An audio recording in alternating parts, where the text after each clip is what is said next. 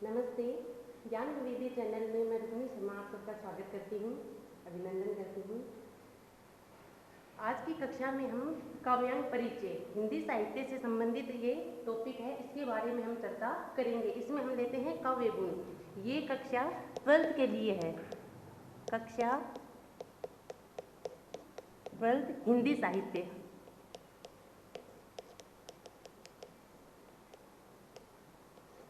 कक्षा 12th के हिंदी साहित्य में अपना आता है प्रथम जो काव्यांग परिचय के अंतर्गत टॉपिक है वो लिया जाता है काव्य गुण। काव्य गुण है वो क्या होते हैं, इनके क्या क्या लक्षण होते हैं, कितने प्रकार होते हैं और आचार्यों ने कितने कितने काव्य गुण है वो माने हैं, इन सब की चर्चा आज की कक्षा में हम करेंगे। देखिए, काव्य गुण यानी कि काव्य क्या होता है। काव्य कहते हैं किसी भी पद्यबद्ध जो रचना होती है, पद्यात्मक जो रचना होती है, जो छंद, अलंकार, रीति, गुण, छंद, इन सब से बधी हुई जो रचना होती है उसे कहते हैं काव्य।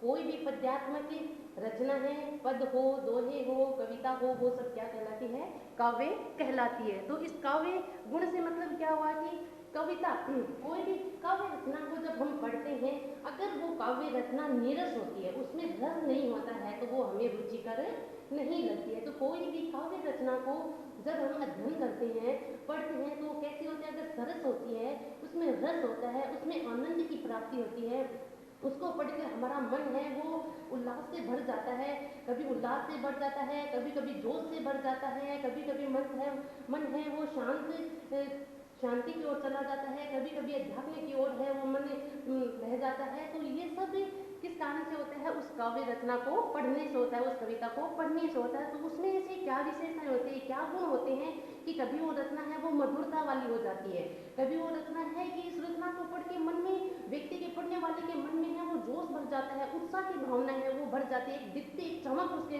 मन में है वो व्याप्त हो जाती है। और कभी कभी है उसी काव्य रचना को पढ़ के उसका मन है वो, चित्त है वो शांत भी हो जाता है, करुण भाव से भी भर जाता है। तो ये सब किस कारण से होता है, कोई भी काव्य रचना में व्याप्त जो गुण होते हैं उन्हीं के कारण होते हैं। काव्य गुण होते हैं जो काव्य गुण के जो आचार्य हैं, कौन, वामन ने माना है कि अब वामन का जो ग्रंथ है, अब देखिए गुण या काव्य गुण के जो स्थापित करने वाले जो आचार्य हैं वामन, उन्होंने अपने ग्रंथ काव्य अलंकार सूत्रवृत्ति, इनका ये है, ये वामन, आचार्य वामन, इनके ग्रंथ है काव्य अलंकार सूत्रवृत्ति। काव्य आचार्य वामन है जो गुणों के प्रतिष्ठाता आचार्य माने जाते हैं, गुणों को स्थापित करने वाले आचार्य माने जाते हैं। इनका जो बहुत ही प्रसिद्ध ग्रंथ है काव्य अलंकार सूत्रवृत्ति, उसमें उन्होंने लिखा है काव्य शोभाया,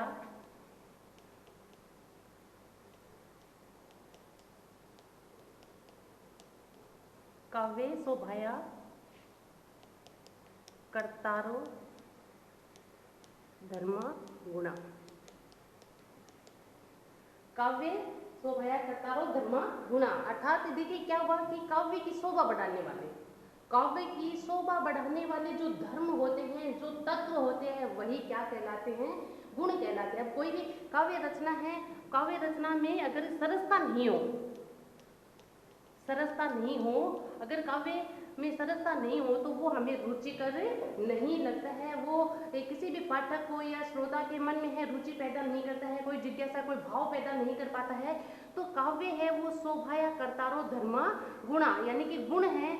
आचार्य वामन ने अपने ग्रंथ है उनका काव्य अलंकार सूत्रवृत्ति, इसमें उन्होंने बताया है कि काव्य की शोभा बढ़ाने वाले जो गुण धर्म होते हैं, तत्व होते हैं, उन्हें क्या कहते हैं, उन्हें ही गुण, ये काव्य गुण कहलाते हैं। अर्थात शब्द व अर्थ के शोभा कारक धर्म गुण।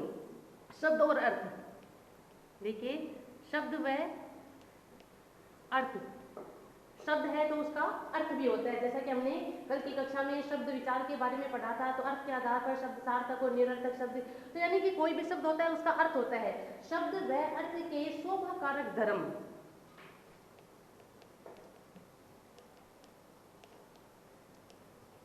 शोभा कारक धर्म गुण कहलाते हैं। शोभा कारक धर्म है वो गुण कहलाते हैं। अगर गुण की परिभाषा कहें कि गुण है वो किसे कहते हैं, तो शब्द व अर्थ, अब कोई भी काव्य रचना हो, चाहे गद्यात्मक हो पद्यात्मक हो, उनमें शब्दों का प्रयोग है वो होता ही होता है। तो शब्द के जो अर्थ को शोभा बढ़ाने वाले हो, यानी कि कोई भी शब्द को पढ़ने के बाद उसका अर्थ है वो चित्त में परिवर्तन हो जाता है, चित्त में समा जाता है, उसका अर्थ समझ में आ जाता है, तो वही उस काव्य की शोभा बढ़ाने वाले धर्म होते हैं, वही क्या कहलाते हैं, गुण कहलाते हैं। गुण काव्य के नित्य धर्म होते हैं। गुण है काव्य के नित्य धर्म होते हैं।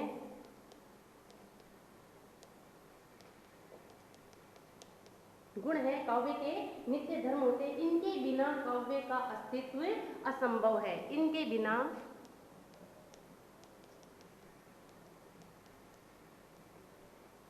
काव्य का अस्तित्व असंभव है।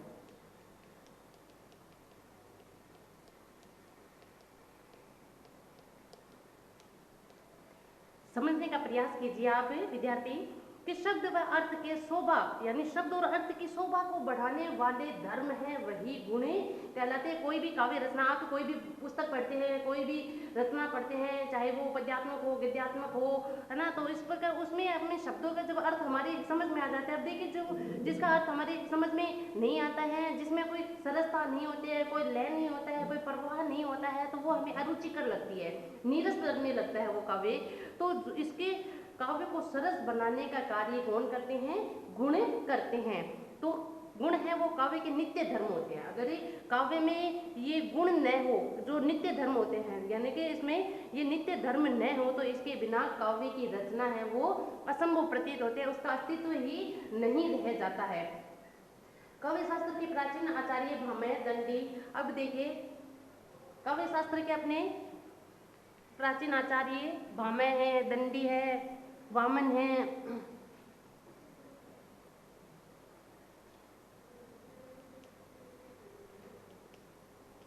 भामह, दंडी, मम्मट, ये काव्य शास्त्र के प्राचीन आचार्य भामह, दंडी, मम्मट, विश्वनाथ ने काव्य पुरुष की कल्पना की है।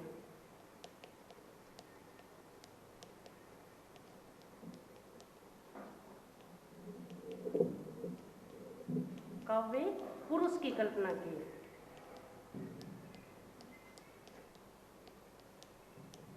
ये प्राचीन आचार्य हैं, देखिए भामह, दंडी, मम्मट, विश्वनाथ, इन्होंने क्या माना है काव्य पुरुष की, कि काव्य है वो क्या है, एक पुरुष की भांति है। काव्य को उन्होंने क्या मान लिया है, पुरुष के रूप में मान लिया है। तो काव्य पुरुष की कल्पना करते हुए ये बताते हैं कि जो शब्द व अर्थ होते हैं, शब्द अर्थ है वो इस काव्य का क्या है, शरीर है। देखिए समझने का प्रयास कीजिए। अगर आप इस परिभाषा को समझ जाते हैं, इस बात को समझ जाते हैं, तो आपके गुण है वो समझ में आ जाएंगे कि भामह, दंडी, मम्मट और विश्वनाथ ये प्राचीन आचार्य है और इन्होंने काव्य पुरुष की कल्पना की है। काव्य को क्या माना है, एक पुरुष के रूप में मान लिया और ये कहते हैं कि शब्द और अर्थ है वो इस काव्य के क्या है, शरीर है। ठीक है ना, किसके शरीर है, काव्य के शरीर है। रस है वो आत्मा है।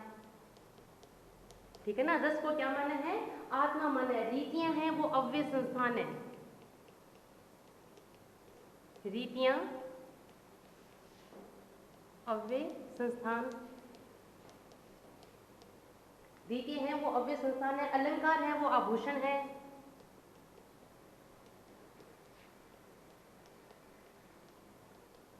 अलंकार है वो आभूषण है। और जो दोष है वो क्या है, विकार है।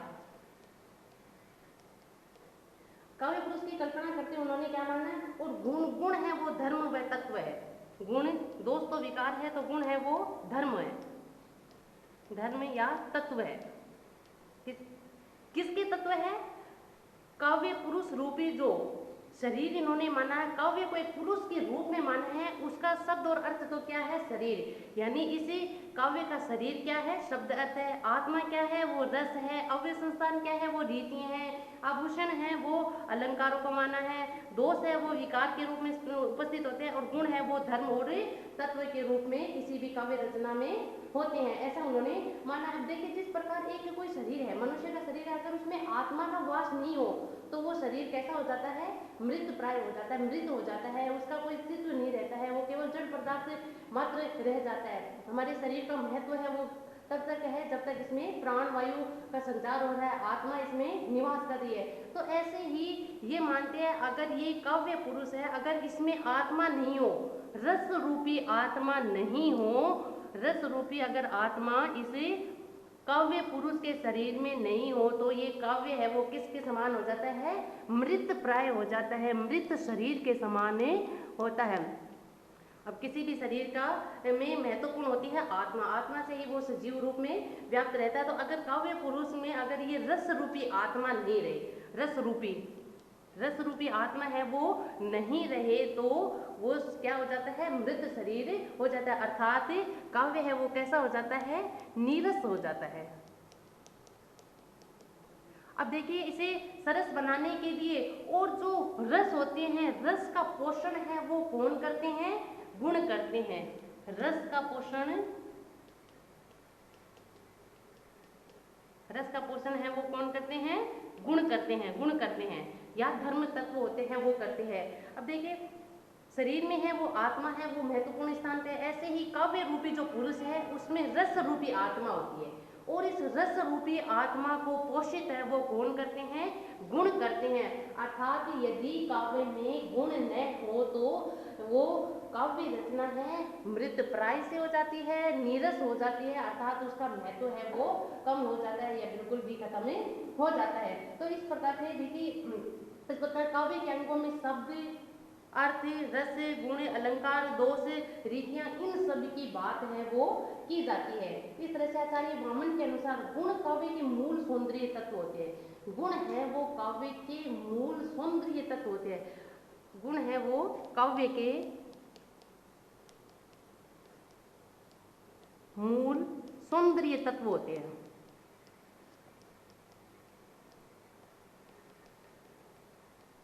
अर्थात काव्य में सौंदर्यता लानी है। अगर काव्य में सौंदर्यता लानी है तो क्या होना आवश्यक है, गुणों का होना आवश्यक है। दोष है, जो विकार है वो दूर होने चाहिए और उनमें गुणों की प्रतिस्थापना होनी चाहिए। अगर काव्य को सौंदर्य बनाना है, सौंदर्यता से परिपूरित करना है तो उसमें क्या होने चाहिए, काव्य गुण होने चाहिए। ये कहने का तात्पर्य अगर मैं सीधे सरल शब्दों में कहूँ कि काव्य में सौंदर्य के तत्व को बढ़ाना है, सौंदर्यता को बढ़ाना है, सरसता उसमें लानी है तो उसमें क्या होने चाहिए, काव्य गुण होने चाहिए। अब जो गुण हैं वो दोष के विपर्य होते हैं। काव्य में जो गुण होते हैं वो दोष के क्या होते हैं, विपर्य होते हैं विलोम। अगर गुण है तो दोष है वो अपने आप हट जाते हैं, ठीक है ना। अगर जहाँ गुणों की प्रधानता होती है तो दोष है वो अपने आप ही दूर हो जाते हैं। तो जिस काव्य रचना में गुण होते हैं, गुणों की भरमार रहती है, गुणों के भीतर रहती है, तो वहाँ दोषों का आगमन है वो नहीं होता है। काव्य गुण के बाद हम काव्य दोष भी पढ़ेंगे कि काव्य में किस किस प्रकार के दोष है वो आ जाते हैं और कैसे आते हैं और क्या क्या लक्षण होते हैं। अब देखिए ये तो बात हुई, हमने काव्य गुण की बात की कि काव्य गुण है वो कहते किसे हैं, क्या अर्थ होता है, इसका काव्य में क्या महत्व होता है, शायद आपने समझ लिया होगा। एक बार मैं वापस रिपीट कर देती हूँ कि काव्य गुण होते हैं जो किसी भी काव्य के मूल सौंदर्य तत्व कहलाते हैं। किसी भी काव्य रचना को सरस बनाने के लिए, उसको सौंदर्यता की वृद्धि करने के लिए, सौंदर्यता को बढ़ाने के लिए उसमें क्या होने आवश्यक है, गुण होने आवश्यक है। तो गुण कहते किसे हैं कि किसी भी काव्य रचना के मूल सौंदर्य को पोषित करने वाले, उसको बढ़ाने वाले तत्व है, धर्म है, तत्व है, वही क्या कहलाते हैं, गुण कहलाते हैं। और गुणों का है वो बड़ा ही महत्व है। अब आते हैं गुणों के भेद। गुणों के कितने भेद है वो होते हैं, काव्य गुण के कितने भेद होते हैं। अब देखिए भेदों के मामले में जो आचार्य हैं उनके भिन्न भिन्न मत रहे हैं, एक मत है वो नहीं रहे हैं। काव्य गुण के भेद के अगर बात की जाए तो यहाँ जो आचार्य हुए हैं उनका भिन्न भिन्न मत रहा है, एक मतता है उनमें नहीं रही है। उन्होंने काव्य गुणों के भेद को लेकर आचार्यों में है वो मतभेद रहा है। काव्य गुणों के प्रकार या भेद की बात अगर की जाए तो वो क्या है, मतभेद रहा है। यहाँ मतभेद, एक मतता नहीं है, एक मत नहीं है, बल्कि मतभेद रहे हैं। किसी ने 10 माने हैं, किसी ने 3 ही माने हैं, मान लिए हैं, ठीक है ना। तो इस तरह से देखिए, आचार्य भरत मुनि और दंडी ने काव्य गुण 10 माने हैं। आचार्य भरत मुनि और दंडी, आचार्य दंडी, आचार्य भरत मुनि और दंडी ने काव्य गुण है वो कितने माने हैं? 10 मान लिए है। ये बातें हैं वो आपको ध्यान रखनी है। कभी भी है छोटा प्रश्न है इसमें से पूछा जा सकता है कि काव्य गुणों की 10 संख्या मानने वाले आचार्य हैं वो कौन कौन है। तो इसमें आचार्य भरत मुनि और दंडी है, उन्होंने काव्य गुण है वो कितने माने हैं? 10 माने। आचार्य मम्मट और भामह, आचार्य मम्मट और भामह ने काव्य गुण है वो कितने माने हैं? 3 माने हैं। काव्य गुण है वो 3 माने हैं। बाद में परवर्ती जो आचार्य हुए हैं उन्होंने सब सारांश निकाल के 3 गुणों को ये महत्वता है वो दी है। इसके बाद में आचार्य वामन ने 10 शब्दगत और 10 अर्थगत, आचार्य वामन, आचार्य वामन जिन्होंने जो गुण के प्रतिदर्शा आचार्य है, ठीक है ना, उन्होंने आचार्य वामन ने 10 तो माने हैं शब्दगत और 10 माने हैं अर्थगत, तो कुल कितने हो गए? 20। उन्होंने काव्य गुण कितने माने हैं? 20 काव्य गुण माने हैं। आचार्य वामन ने 10 शब्दगत माने हैं और 10 अर्थगत माने। इस प्रकार से इन्होंने 20 है वो माने हैं। भोजराज ने, आचार्य भोजराज है, उन्होंने गुणों की संख्या कितनी मानी है? 24 मानी है, सबसे अधिक मानी है इन्होंने।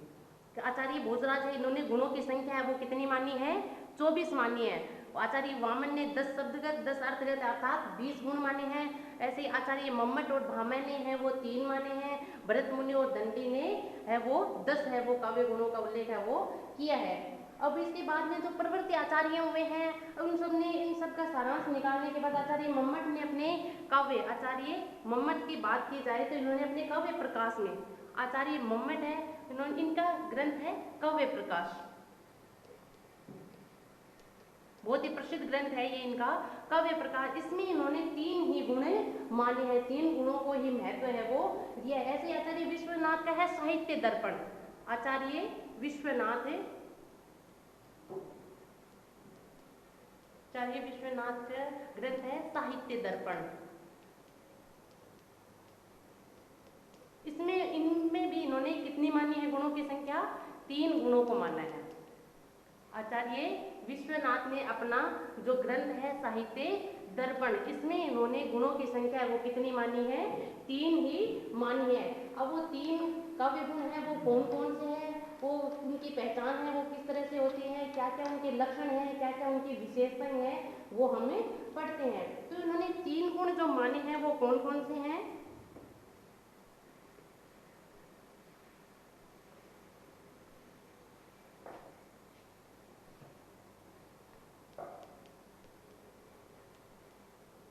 तीन गुण है वो,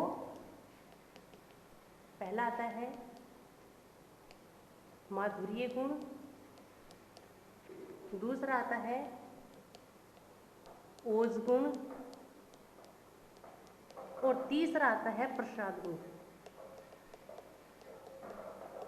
इन 3 गुणों को माना है कि जो प्रवृत्ति आचार्य हुए हैं उन्होंने सब सारांश निकालने के बाद है वो इन 3 गुणों को महत्व है दिया है। पहला है माधुर्य गुण, दूसरा है ओज गुण और तीसरा है अपना प्रसाद गुण। अब माधुर्य गुण है वो क्या होता है, इसके क्या क्या लक्षण होते हैं या क्या क्या विशेषताएं होती है, इसके उदाहरणों को पढ़ने, अगर हमें लक्षण और विशेषताएं पता हो तो हम इसके आधार पर या हमारे सामने कोई भी काव्य रचना का दोहा पद या पंक्तियां हैं वो रख दी जाए तो हम बड़ी आसानी से इसकी पहचान है वो कर सकते हैं कि इसमें कौन सा गुण है, माधुर्य गुण है, ओज गुण है या प्रसाद गुण है।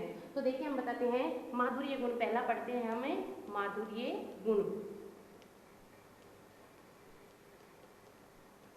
माधुर्य शब्द का शाब्दिक अर्थ होता है मधुरता। माधुर्य का शाब्दिक अर्थ होता है मधुरता। माधुर्य का शाब्दिक अर्थ होता है मधुरता, अर्थात जिस काव्य रचना को पढ़कर मन में उल्लास, आनंद और आह्लाद की प्रवृत्ति छा जाए या आह्लाद है वो भर जाए, तो वहाँ क्या होता है, माधुर्य गुण होता है। जिस भी काव्य रचना को पढ़कर, जिस काव्य रचना को पढ़कर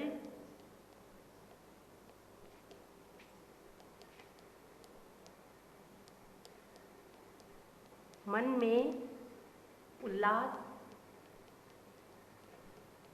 आनंद, मधुरता के भाव छा जाते हैं। उल्लास, आनंद, मधुरता और आह्लाद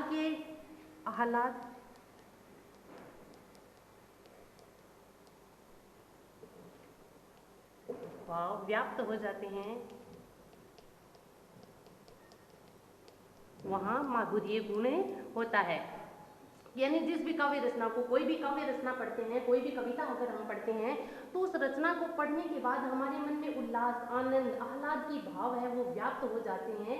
तो उसमें कौन सा गुण होता है, उसमें माधुर्य गुण होता है, अर्थात हृदय को द्रवित कर दे, हृदय को जो द्रवित कर दे, चित्त को जो आह्लादित कर दे, चित्त में अर्थात मन में प्रसन्नता के भाव भर दे, ऐसा गुण है वो क्या कहलाता है, माधुर्य गुण कहलाता है। देखिए काव्य रचना पढ़ते हैं, कई बार हम कविताएं पढ़ते हैं, कोई भी काव्य रचना पढ़ते हैं, तो हमारा मन है वो बड़ा प्रसन्न हो जाता है, मन में एक आह्लाद के भाव है वो अपने आप आने लग जाते हैं। तो ऐसा समझ लो कि उस काव्य रचना में कौन सा गुण है, माधुर्य गुण है। ऐसा हमें उस काव्य रचना को पढ़कर है वो अंदाजा लगा सकते हैं कि इसमें माधुर्य गुण है। अब देखिए माधुर्य गुण है उसके क्या क्या लक्षण हैं, क्या क्या विशेषताएं हैं। अगर हम इसके लक्षण की बात करें या विशेषताओं की बात करें कि माधुर्य गुण में क्या क्या विशेषताएं होती है या इसमें क्या क्या लक्षण होते हैं, तो इसमें देखिए पहला जो लक्षण लेते हैं या पहली विशेषता लेते हैं कि इसमें टय वर्ग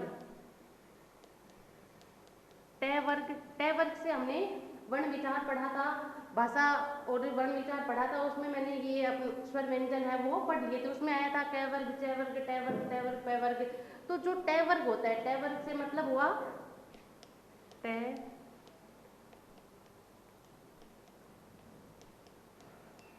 है ना, ठीक है ना। तो इनका अभाव रहता है। अब देखिए ये तो मधुरता वाला हो गया है ना, माधुर्य नाम से पता चलता है मधुरता वाला, जो चित्त को आह्लादित कर दे, द्रवित कर दे, पिंगला दे, अर्थात ऐसी रचना जो किसी भी व्यक्ति के मन को बदल सके, परिवर्तित कर सके, उसमें द्रवित कर सके, ऐसा भाव भरने वाली रचना है वो किसकी होती है, माधुर्य गुण की होती है। इसमें छोड़कर देखिए, इसमें टय वर्ग को छोड़कर अन्य वर्गों के शब्द होते हैं, टय वर्ग को छोड़कर अन्य जो वर्ग होते हैं उनके वर्ण होते हैं, अन्य वर्गों के वर्ण होते हैं।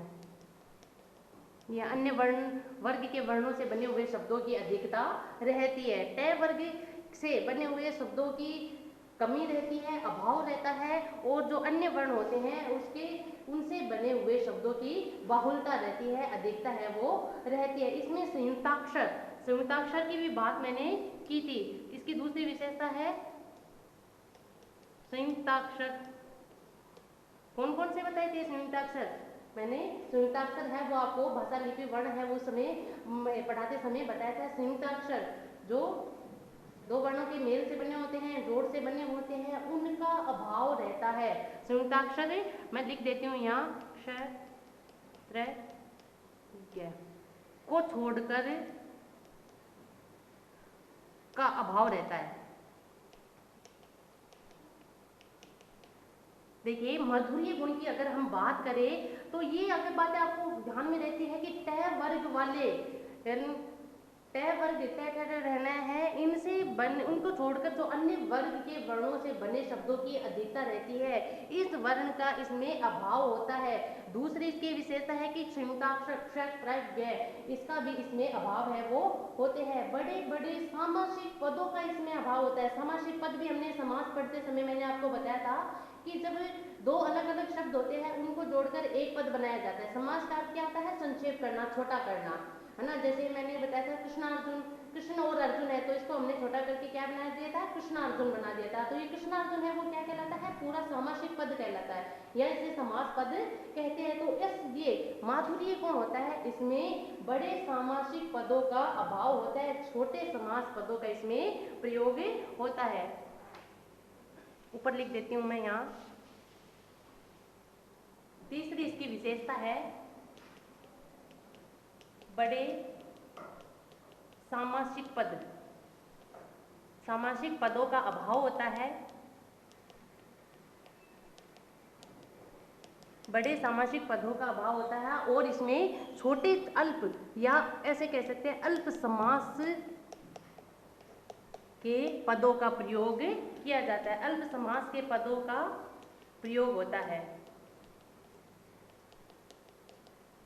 देखिए सामासिक पद, अब आप यहाँ अगर आपको ये नहीं पता है कि सामासिक पद होता क्या है तो शायद आप इस विशेषता को समझ नहीं पाएंगे। सामासिक पद क्या होता है, जब हम समास को बनाते हैं, समास का होता है छोटा करना, संक्षेप करना। जब कोई भी दो शब्दों को जोड़कर, अब समास में है वो शब्दों का मेल होता है, वर्णों का मेल नहीं होता है, तो दो शब्दों को जोड़कर एक पद बनाया जाता है, एक छोटा पद बनाया जाता है, वही क्या कहलाता है, सामासिक पद है वो कहलाता है। तो इसमें बड़े समास, बड़े बड़े जो सामासिक पद होते हैं, क्योंकि ये तो रचना कैसी है, मधुरता वाली होती है, तो इसमें बड़े बड़े जो सामासिक पदों को पढ़ने में हमें कठिनाई है वो महसूस होगी, और वो पढ़ने में भी थोड़े अटपटे लगते हैं, तो वो इसमें उसका अभाव होता है। तो इसमें बड़े सामासिक पदों का अभाव होता है और छोटे सामासिक पदों का प्रयोग होता है, और इसमें कोमल एवं मधुर शब्दों का प्रयोग होता है, कोमल एवं मधुर शब्दों का प्रयोग होता है। चौथी है इसमें कोमल व मधुर शब्द।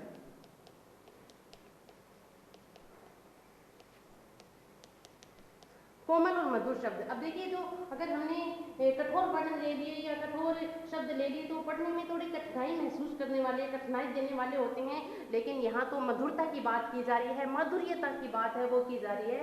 तो इसमें कैसे शब्द लिए जाते हैं जो कोमल होते हैं, जो बोलने में मधुर लगते हैं, मीठे लगते हैं। इसमें कठोर उष्म वर्णों का भी अभाव होता है। कठोर जो उष्म वर्ण होते हैं, उष्म वर्ण भी मैंने आपको वर्ण विचार पढ़ाते समय हैं वो बताए हैं। अगर आपने मेरा वो वीडियो नहीं देखा है तो आप इस लिंक पर जाकर है वो देख सकते हैं कि इसमें कठोर वर्ण, पांचवी इसकी विशेषता है कठोर उष्मीय वर्ण। उष्म वर्ण कौन कौन से थे, सकार, ठीक है ना, उष्म उष्म से,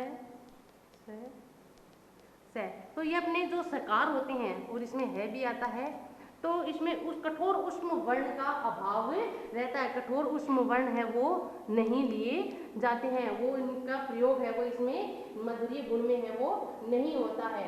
और एक बात इसमें माधुर्य गुण है वो श्रृंगार रस, शांत रस और करुण रस में इसका प्रयोग है वो होता है। माधुर्य गुण है वो श्रृंगार रस, करुण रस व शांत रस में इसका प्रयोग होता है। रस होते हैं, रसों की संख्या शायद आपको पता होगी, रस होते हैं नवरस, नवरस इसमें अब एक और जोड़ दिया गया है, 10 रस माने जाते हैं। तो श्रृंगार रस की जितनी भी रचनाएं होती है श्रृंगार रस की, तो उसमें आपको आंख मूंद कर आप माधुर्य गुण है वो लिख सकते हैं, इसमें कोई दोहराई नहीं है, कोई अतिशयोक्ति नहीं है कि श्रृंगार रस की अगर कोई रचना होती है, कोई श्रृंगार रस की कोई कविता है, तो उसमें आप बिना सोचे समझे माधुर्य गुण है वो लिख सकते हैं। करुण रस की, जिसमें करुणा का भाव आ जाए, दया का भाव आपके मन में भर जाए, तो ऐसे अगर कोई रचना आए, जैसे वो भिखारी कविता है, आता दो टूक कलेजे के करता, पथ पे चलता पछताता, तो ऐसे अगर करुणा के भाव आते हैं तो उसमें भी अपना कौन सा गुण होता है, माधुर्य गुण होता है। और शांत रसों के जो पद होते हैं या दोहे होते हैं, शांत रसों की जो पंक्तियां होती है उसमें भी अपना माधुर्य गुण होता है। इसके साथ साथ इसमें अनुस्वार का प्रयोग होता है।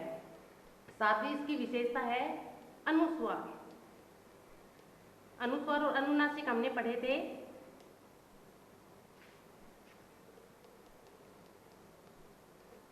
अनुस्वार, अनुस्वार हम किसे कहते हैं, शिरोरेखा के ऊपर लगी हुई बिंदी को अनुस्वार, और अनुनासिक हम किसे कहते हैं, चंद्र बिंदु को कहते हैं। तो इनकी भी अधिकता इसमें होती है। अनुस्वार का प्रयोग भी किसमें, माधुर्य गुण में होता है। अनुस्वार का प्रयोग भी किसमें होता है, माधुर्य गुण में होता है। अनुस्वार का प्रयोग भी, अनुस्वार ये तो हुई विशेषता। अगर आपको ये लक्षण पता होते हैं, अगर आपको ये विशेषता पता होती है तो आप बड़ी आसानी से कोई भी काव्य रचना या कोई भी काव्य पंक्तियों को देखकर है बड़ी आसानी से आप समझ सकते हैं कि इन काव्य पंक्तियों में कौन सा गुण है। तो ये हुई। अब इसके हम एक दो उदाहरण हैं वो देख लेते हैं ताकि आपको ये माधुर्य गुण है वो अच्छे से समझ में आ जाए। उदाहरण है वो मैं लिखती हूँ।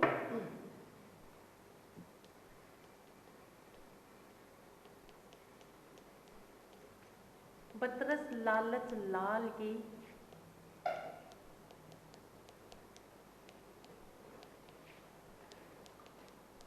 मुरली धरी लुकाए। बतरस लालच लाल की मुरली धरी लुकाई, सो है करे बोहिन हंसे। सो है करे हंसे। ये देखिए यहाँ अनुनासिका है। सो है करे बोहिन हंसे, देन कहे नट जाए। देन कहे नटी जाए। तो देखिए यहाँ पर माधुर्य गुण है वो कैसे है कि बतरस लालच लाल की मुरली धरी लुकाई। यहाँ है वो श्री कृष्ण की बातें हो रही है। श्री कृष्ण और गोपिकाओं के मध्य जो उनके में ऐसे ये छुटमुट बातें होती थी या इस तरह के जो उनमें बातें वो करते हैं कि वो गोपिकाएं हैं वो श्री कृष्ण की मुरली है वो छिपा लेती है। और यहाँ पर वो उन्हें मजाक कर रही है, उनका मजाक करते हुए कह रही है कि सोह करती है, कसम देती है, सौगंध देती है बोहिन के हंसे। और अपने जो ये बोहन है उससे इशारे भी करती है, लेकिन जब श्री कृष्ण मुरली देने की बात करते हैं तो वो मना कर देती है, नट जाती है। तो इसमें क्या है, श्रृंगार रस का वर्णन हो रहा है। श्रृंगार रस है और जहाँ श्रृंगार रस की रचनाएं होती हैं वहाँ माधुर्य गुण होता है। ऐसे ही हम और देख लेते हैं। कहत बोल देती हूँ मैं। कहत नटत रिजत खिजत, मिलत खिलत लजियात, भरे बोन में करत है नैनन है सो बात।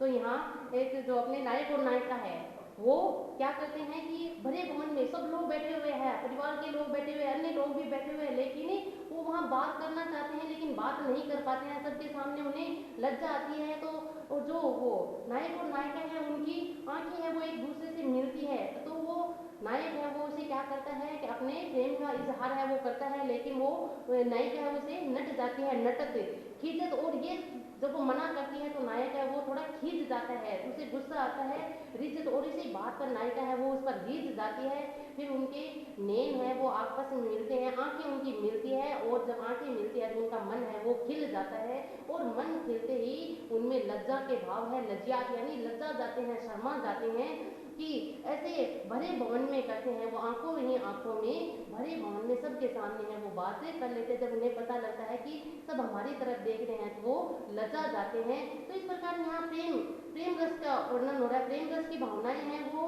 भरी जा रही है, प्रेम रस है वो उद्वेलित हो रहा है। तो इसमें माधुर्य गुण आता है। जहाँ प्रेम की बात की जाती है, श्रृंगार की बात की जाती है, करुणा के भाव आते हैं, तो वहाँ माधुर्य गुण होता है। अब करुणा रस का अगर हम उदाहरण देखें कि देखी सुदामा की दीन दशा, करुणा करके करुणा निधि रोए, पानी परात को छुयो नहीं, नैनन के जल से पग धोए।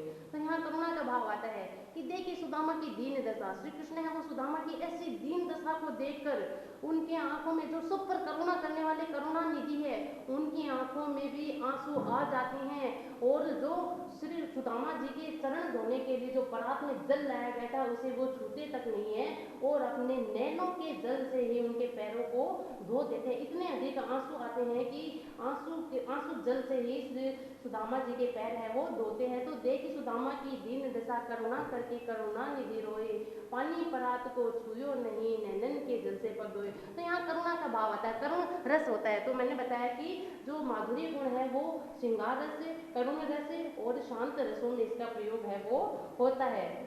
अब आता है दूसरा, अपना आता है ओज गुण। तो यहाँ उदाहरण है वो मैंने मौखिक रूप से बोले हैं, तो आप मेरे वीडियो देखते समय इसे लिख भी सकते हैं। अगर आपको एग्जाम में आ जाए बच्चों, अगर 12th क्लास में कैसे भी पूछ सकते हैं, अगर आपको ये भी पूछ सकते हैं कि माधुर्य गुण का उदाहरण लिखिए, इस प्रकार के प्रश्न भी आते हैं कि माधुर्य गुण का तो मैंने 3-4 उदाहरण है वो बोले हैं, आप उनमें से कोई सा भी है वो लिख सकते हैं, तो आपका कभी गलत है वो नहीं होगा और इसमें आप पूरे के पूरे नंबर है वो आराम से ला सकते हैं। काव्य गुण है उसमें आपके पूरे नंबर है वो बड़े आराम से आ सकते हैं। लेकिन इसके लिए आपको ये जो मैंने उदाहरण बोले उन्हें याद रखना है कि कहत, ये आपके शायद इसमें बुक में भी चलता है, कहत नटत रिचत खिजत लजात बड़े बूंद में करत है, नैने नीसो बात देख सुदामा की दीन दशा करुणा करके करुणा, बड़े प्रसिद्ध दोहे हैं, बड़े प्रसिद्ध पंक्तियां हैं ये तो याद करने में भी आसानी रहेगी। तो आप इन्हें 3-4 जो उदाहरण मैंने अभी बोले हैं उनको आप याद कर लीजिए माधुर्य गुण के लिए। परीक्षा में कैसे भी पूछा जा सकता है, एग्जाम में माधुर्य गुण की परिभाषा लिखते हुए उदाहरण लिखिए, तो इस प्रकार से भी पूछ सकते हैं। या मान लो उदाहरण दे दिया और पूछ ले कि इस पंक्तियों में कौन सा गुण है, उसकी परिभाषा लिखिए, तो आप पहचान करके है वो परिभाषा लिख सकते हैं। दूसरा अपना आता है ओज गुण। दूसरा है ओज गुण। देखिए, ओज शब्द का अर्थ होता है प्रकाश। ओज का शाब्दिक अर्थ होता है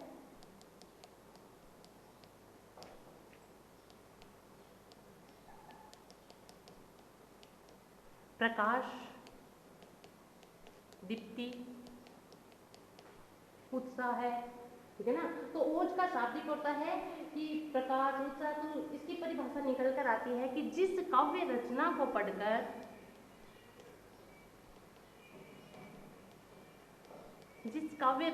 पढ़कर पाठक के मन में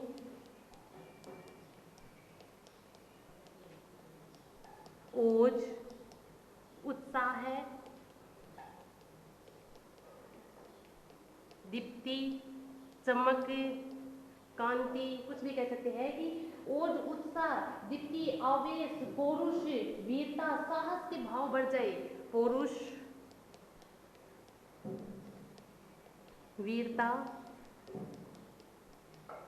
साहस के भाव भर जाए तो वहाँ कौन सा गुण होता है, वहाँ ओज गुण होता है। कि जिस काव्य रचना को पढ़कर पाठक के मन में ओज, उत्साह, दीप्ति, आवेश भी होता है। आवेश का वैसे अर्थ होता है क्रोध। तो जब हम देखो कोई पढ़ते हैं या हमारे सामने कोई ऐसी घटनाएं हो जाती है कि जिसके ये हमारे मन में आवेश पैदा होता है, क्रोध उत्पन्न होता है, तो वहाँ भी ओज गुण होता है। कि जिस काव्य रचना को पढ़कर पाठक के मन में उत्साह, ओज, आवेश, दीप्ति, पौरुष, वीरता, साहस के भाव उत्पन्न हो जाए तो वहाँ कौन सा गुण होता है, ओज गुण होता है। वहाँ ओज गुण होता है। ओज गुण के हैं वो लक्षण क्या क्या है, विशेषताएं हैं वो क्या क्या है।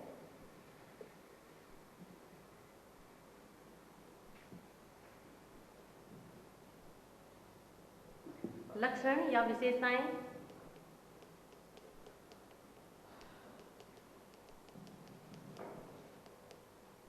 पहला तो आता है इसमें टय वर्ग।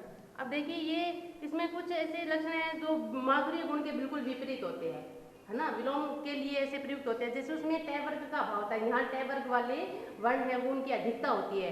टय वर्ण वही टय के वर्णों की अधिकता होती है। ओज गुण में टय वर्ग के वर्णों की अधिकता होती है। दूसरा उसमें संयुक्ताक्षरों का अभाव था, यहाँ संयुक्ताक्षर की बहुलता होती है। संयुक्ताक्षर मैंने पहले वाले में बता दिया कौन कौन से क्षत्रज्ञ है उनकी बहुलता होता है, संयुक्ताक्षरों की बहुलता होती है। ओज गुण है उसमें टय वर्ग के वर्ण है उसकी अधिकता होती है और संयुक्ताक्षरों की भी बहुलता होती है। रेफ की अधिकता वाले वर्ण होते हैं इसमें। रेफ से मतलब होता है रेजो। रे है इसे हम ऊपर भी लगाते हैं, शिरोरेखा के ऊपर भी लगाते हैं, नीचे भी लगाते हैं। जैसे मैंने लिखा यहाँ, जैसे लिखा मरकट, मरकट लिख दिया, या उष्ट्र लिख दिया, या वक्र लिख दिया, वक्र। तो इस प्रकार से देखिए यहाँ रेफ है वो ऊपर लगा हुआ है, यहाँ नीचे लगा हुआ है, तो रेफ वाले जो शब्द होते हैं वो भी इसमें अधिक रूप से प्रयोग है वो किए जाते हैं। रेफ की अधिकता वाले वर्ण हैं, चाहे वो ऊपर वाले रेफ हो चाहे नीचे वाले वर्ण हो, उसकी अधिकता होती है। रेफ वाले शब्दों की बहुलता होती है। रेफ वाले शब्दों की बहुलता है इसमें होती है। दूसरा आता है द्वित्व वर्ण। द्वित्व वर्ण भी मैंने आपको पढ़ाए हैं। द्वित्व वर्ण, द्वित्व वर्ण मैंने वर्ण का एक टॉपिक है वो पहले लिया है, भाषा लिपि और इसकी परिभाषा व्याकरण, इनके बारे में मैंने वर्ण लिए हैं, वर्ण के भेद लिए, तो उसमें मैंने ये सारे बताए हैं। संयुक्ताक्षर कौन से हैं, द्वित्व वर्ण है वो कौन से हैं, स्पर्श व्यंजन कौन से हैं, ऊष्मीय व्यंजन कौन से हैं, इन सब के बारे में यहाँ आती है।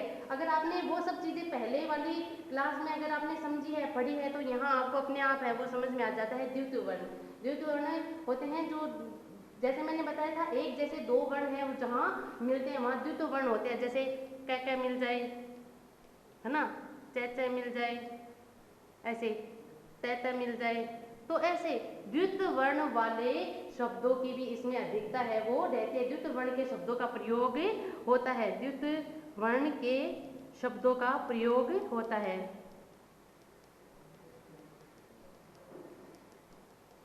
जैसे लिखा मैंने तुच्छ, है ना, तो यहाँ ऐसे भी यानी कि कोई भी वर्ग का पहला और दूसरा वर्ण भी मिले हुए आते हैं। अगर किसी वर्ण का पहला व दूसरा वर्ण भी अगर मिले हुए आते हैं तो वहाँ भी ओज गुण वाले और ओज गुण की अधिकता है वो रहती है। जैसे मैंने लिखा तुच्छ, तो यहाँ च और छ दोनों पहला और दूसरा वर्ण है, तो इस तरह से पहले और दूसरे वर्ण वाले शब्द भी अगर किसी पंक्तियों में उसकी बहुलता रहती है, अधिकता रहती है, तो वहाँ कौन सा गुण होता है, ओज गुण होता है। और इसमें बड़े बड़े सामासिक पदों की बहुलता होती है। पांचवी इसकी विशेषता है इसमें, वहाँ देखिए बड़े बड़े सामासिक पदों का अभाव था, यहाँ बड़े बड़े सामासिक पद है उनकी बहुलता होती है। बड़े बड़े सामासिक पद है वो इसमें लिए जाते हैं। और इसका प्रयोग है वो कौन कौन से रसों में होता है, रौद्र रस, भयानक रस, वीर रस, रौद्र रस, भयानक रस और विभत्स रस।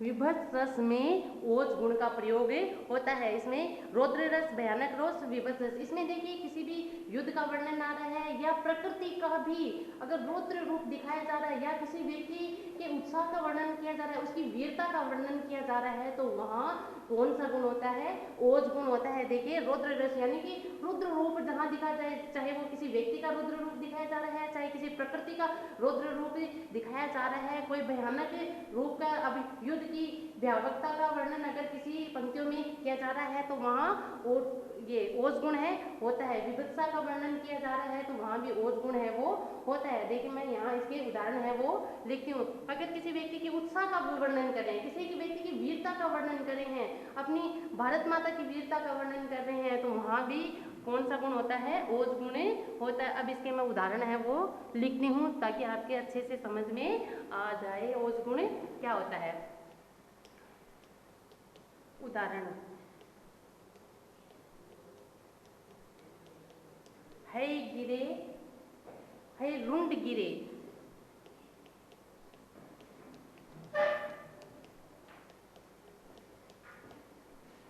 है रुंड गिरे गज झुंड गिरे, है रुंड गिरे गज झुंड गिरे, कट कट अवनी पर, कट कट अवनी होती है अपनी धरती का पर्यायवाची है अवनी, अवनी पर मुंड गिरे। तो देखिए यहाँ युद्ध की भयानकता का वर्णन किया जा रहा है। कोई युद्ध हो रहा है तो उसमें है यानी होता है घोड़ा, कि घोड़े हैं, उसके घोड़े हैं वो भी विकल होकर है वो गिर रहे हैं, गज झुंड गिरे, हाथी, गज यानी होता है हाथी, हाथियों के झुंड है वो जमीन पर गिर रहे हैं, मर रहे हैं, कट रहे हैं, कट कट कर अवनी यानी धरती पर है वो मुंड गिरे। तो हाथी, घोड़े और मनुष्य है वो कट कट कर धरती पर ही गिरे, अर्थात युद्ध की भयानकता का वर्णन है यहाँ किया जा रहा है। तो यहाँ कौन सा गुण है? ओज गुण है। भू पर है विकल वितुंड गिरे, इसके आगे की पंक्तियां हैं, भू पर है विकल वितुंड गिरे, लड़ते लड़ते अरे झुंड गिरे। और लड़ते लड़ते हैं अरे यानी शत्रुओं के भी झुंड के झुंड है वो गिर रहे हैं। कि लड़ते भू पर है यानी कि घोड़े हैं विकल होकर है, उनके झुंड है वो धरती पर गिरे हैं, मनुष्यों के मुंडियां हैं वो कट कट कर धरती पर गिर रही है। और लड़ते लड़ते अरे यानी शत्रुओं के झुंड है वो धरती पर गिर रहे हैं। तो ऐसी भयानकता का वर्णन है, युद्ध की भयावकता का दृश्य है यहाँ प्रस्तुत किया गया है। तो यहाँ कौन सा गुण है? ओज गुण है। इसके अलावा अगर कोई देश प्रेम की बात की जाए, देशभक्ति की बात की जाए कि देशभक्त वीरों मरने में नेक बुरा नहीं होगा, प्राणों का बलिदान देश की वेदी पर करना होगा। कि देशभक्त वीरों मरने से नेक डरना नहीं होगा। लिख देती हूँ, दूसरा उदाहरण है देशभक्त वीरों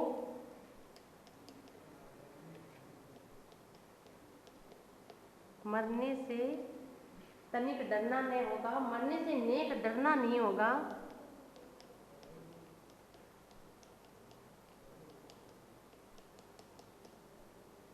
देशभक्त वीरों मरने से नेक डरना नहीं होगा, प्राणों का बलिदान देश की वेदी पर करना होगा।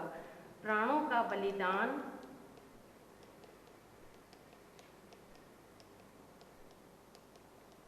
देश की वेदी पर करना होगा।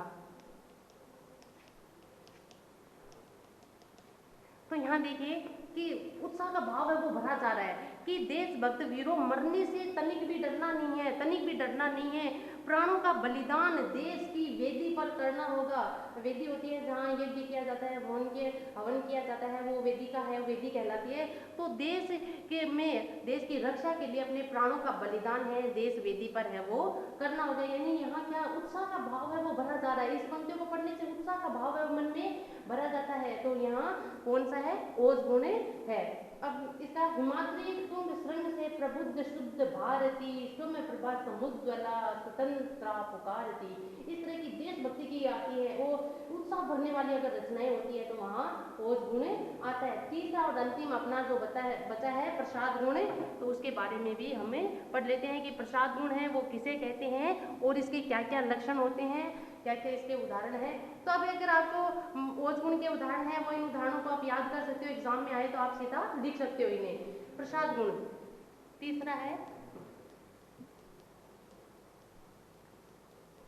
तीसरा और अंतिम अपना गुण है प्रसाद गुण। कि प्रसाद का आशय प्रसन्नता,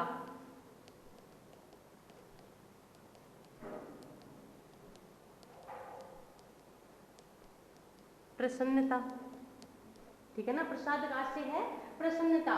कि जिस काव्य रचना में सरल सीधे सुबोध शब्दों को प्रयुक्त किया जाता है, जिस काव्य रचना में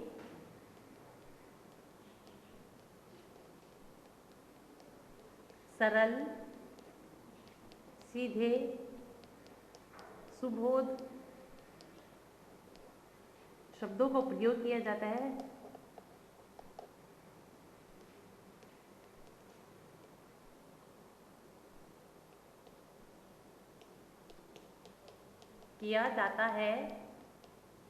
वहाँ प्रसाद गुण होता है।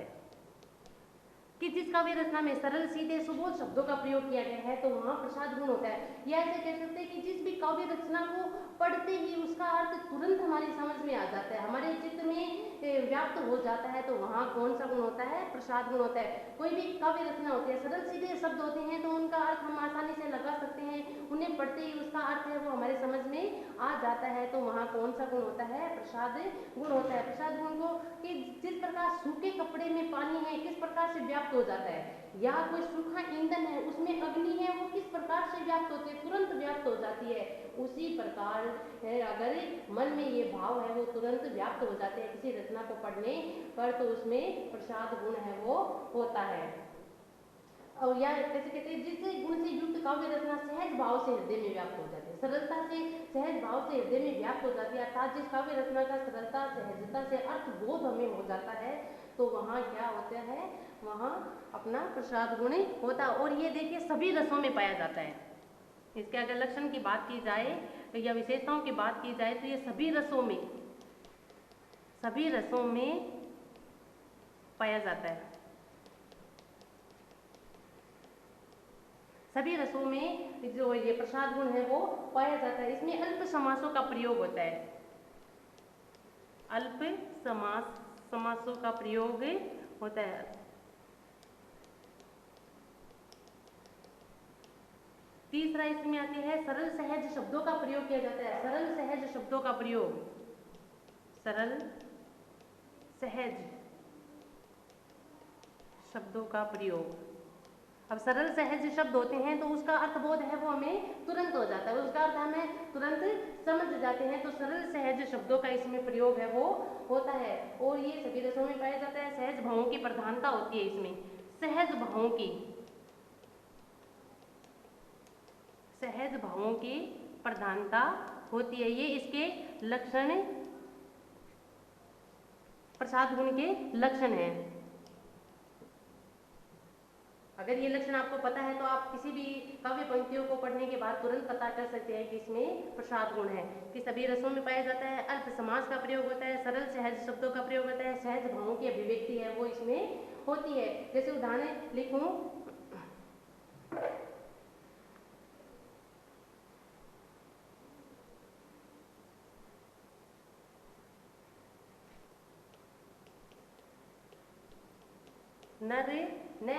नर हो न निराश करो मन को, नर न हो निराश करो मन को, कुछ काम करो, कुछ काम करो, कुछ काम करो, कुछ काम करो। बड़ी सीधी सरल पंक्ति है कि नर न हो निराश करो मन को, कुछ काम करो, कुछ काम करो, जग में रहकर कुछ नाम करो, जग में रहकर कुछ नाम करो। तो इन काव्य पंक्तियों को पढ़ते ही हमारे अर्थ है वो चित्त में तुरंत व्याप्त हो गया, हमने इसका अर्थ है वो तुरंत समझ लिया है कि नर को निराशा के भाव से अलग होने के लिए यहाँ कहा जा रहा है कि नर है वो निराश मत हो, अपने मन को निराश मत करो, अपने मन को निराश मत करो, कुछ काम करो। ऐसे हाथ पे हाथ धर के आलस्य में बैठना नहीं है, निराश नहीं होना है, कुछ काम करो, और कुछ काम करके ही जग में हम अपना नाम है वो रोशन कर सकते हैं। एक उदाहरण लिखती हूँ, उठो हिंदुओं अपने बल को संभालो, उठो हिंदुओं अपने बल को संभालो, दशा हिंदी भाषा की कुछ देखो भालो। कि दूसरा उदाहरण लिखती हूँ, उठो हिंदुओं अपने बल को संभालो, उठो हिंदुओं अपने बल को संभालो, दशा हिंदी भाषा की कुछ, दशा हिंदी भाषा की, दशा हिंदी भाषा की कुछ देखो भालो, कुछ देखो भालो, जमाने के धक्कों से इसको बचा लो, जमाने के धक्कों से इसको बचा लो, जमाने के धक्कों से इसे बचा लो, जमाने के धक्कों से इसे बचा लो, सपूती दिखा दो झपट कर उठा लो। सपूती दिखा दो कि आप सपूत हो, सपूती दिखा दो झपट कर इसे उठा लो। तो यहाँ हिंदी भाषा के हम इस पंक्ति को पढ़ने पर साथ हमें पता चलता है कि उठो हिंदुओं अपने बल को संभालो, दशा हिंदी भाषा की कुछ देखो भालो, जमाने के धक्कों से इसे बचा लो, सपूतों दिखा दो झपट कर इसे उठा लो। तो यहाँ हमें इन पंक्तियों को पढ़ने पर साफ साफ पता चलता है कि यहाँ हिंदी भाषा की दशा की बात की जा रही है। हिंदी भाषा है जो अब वर्तमान समय में हम देख रहे हैं कि अंग्रेजी भाषा की बहुलता है वो धीरे धीरे है वो बढ़ रही है, उसका प्रभाव बढ़ रहा है। तो यहाँ हिंदी भाषा की दशा को सुधारने के लिए है वो बात है वो की जा रही है। तो इन काव्य पंक्तियों को पढ़ने पर ही सहज भाव से हमारे मन में इसका भाव आ जाता है वह आता दो ठो कलेजे के करता पढ़ता था पस पर जाता है, ये भी बिल्कुल सरल पंक्ति है। ऐसा पंक्ति को पढ़ने पर पता चलता है कि किसी भिखारी की दशा का वर्णन है वो किया जा रहा है। तो जिन काव्य पंक्तियों को पढ़ने पर सहजता से जिसका अर्थ बोध हो जाए तो वहाँ क्या होता है, वहाँ अपना प्रसाद गुण है वो होता है। इन उदाहरणों को आप अच्छे से याद कर लेना, देख लेना, समझ लेना। उम्मीद करती हूँ कि आज की जो क्लास है, आज की जो कक्षा है, काव्य गुण वो आपको अच्छे से समझ में आए होंगे। अगली काव्य दोष की कक्षा लेकर मैं कल आपको वापस मिलती हूँ। तब तक के लिए धन्यवाद। इसका आप अभ्यास करना, उसको देखना। अगर आपको कुछ समझ में नहीं आया तो आप कमेंट करके भी पूछ सकते हैं। तो आप इस चैनल को ज़्यादा से ज़्यादा है वो देखिए, ज़्यादा से ज़्यादा समझने का प्रयास है वो कीजिए। कक्षा 12 का जो हिंदी साहित्य का पेपर है वो अभी हुआ भी नहीं है, उसकी दृष्टि से भी ये जो टॉपिक आपको पढ़ाए जा रहे हैं वो बहुत ही महत्वपूर्ण है। तो आप इनका ज़्यादा से ज़्यादा अभ्यास कीजिए। कल एक नए विषय के साथ, नए टॉपिक के साथ मैं आपसे फिर मिलती हूँ। तब तक के लिए धन्यवाद। शुभ दिन, नमस्ते।